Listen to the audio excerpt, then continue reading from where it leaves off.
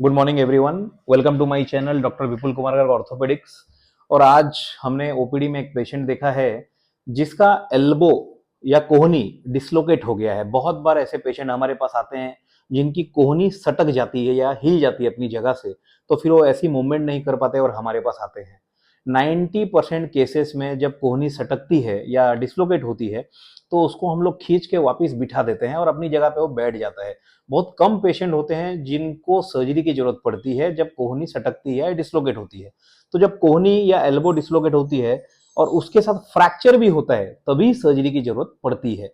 Otherwise बिना surgery के भी खाली हम लोग उसको खींच के सेटिंग करते हैं और प्लास्टर लगाते हैं तो भी काम हो जाता है। आज हमारे पास जो पेशेंट आए थे वो 20 साल के एक यंग मेल हैं जो कुछ वजन उठा रहे थे और बहुत फोर्स लग गया तो उनका कोहनी डिसलोकेट हो गया। तो आइए आज मैं आपको उसका एक्सरे दिखाता हूँ।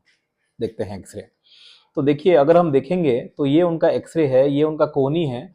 कोहनी में आप गौर से देखिए, ये ऊपर की हड्डी है हाथ की और ये नीचे की हड्डी है हमारी फोरआर्म की या फिर हाथ की हड्डी। ये दोनों के बीच में आप ये देखिए, ये हड्डी ऊपर चली गई है, हिल गई है, तो इसको बोलते हैं एल्बो डिसलोकेशन। इसमें कोई फ्रैक्चर नहीं है, लेकिन जब हम उसको सेटिंग कर देते हैं तो ये मैंने उसको सेटिंग किया और बाद में प्लास्टर लगाए।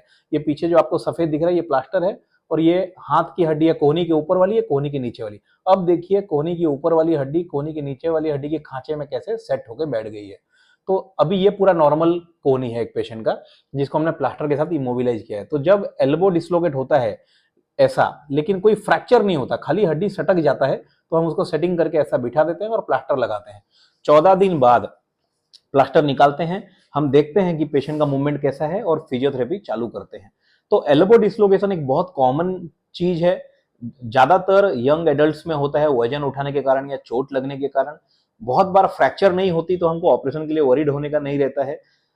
बहुत छोटे बच्चों को भी ऐसा होता है, कभी कभी अगर माँ बाप बच्चे को खुशी के मारे ऐसा उठा लें हाथ से और ऐसे झुलाते हैं, जो हम घुमाते हैं बच्चे को हवा में, उसके कारण भी कभी कभी कोहनी डिसलोकेट हो सकती है। तो बच्चों में जब होती है तो उसको बोलते हैं पुल्ड एल्बो, मतलब एल्बो का खिंचाई हो जाना, खिंच जाना एल्बो। तो पुल्ड एल्बो जब होता है बच्चों में तो भी हम ऐसा उसको सेट कर सकते हैं, ऑपरेशन की जरूरत नहीं है।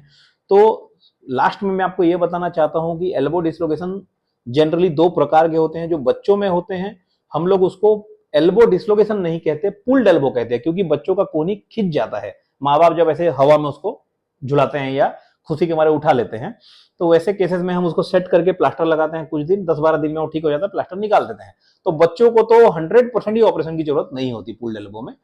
जब यंग एडल्ट या बीच उम्र वाले लोग हमारे पास आते हैं, 20-30-40 साल वाले, जिनका ऐसा रहता है, तो उसको अगर बिना फ्रैक्चर का एल्बो डिसलोकेशन है तो हम लोग खींच के सेटिंग करते हैं और फिर प्लास्टर लगाते हैं। 15 दिन बाद प्लास्टर निकाल के फिजियोथेरेपी चालू करते हैं। पेशेंट एब्सोल्युटली नॉर्मल हो जाता है कुछ दिनों बाद।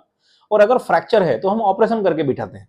तो एल्बो डिसलोकेशन एक इतनी खतरनाक या डेंजरस बीमारी नहीं है अगर प्रॉपर टाइम पे उसकी ट्रीटमेंट की गई तो अगली बार आपके किसी सगे संबंधी को या फिर किसी आपके आस पड़ोस में किसी को ऐसा लगा आपको कि कोहनी का कोई समस्या है तो आप हमारे पास भेज सकते हैं। मेरा नाम है डॉक्टर विपुल कुमार गर्ग, मैं एक कंसल्टेंट ऑर्थोपेडिक सर्जन हूँ।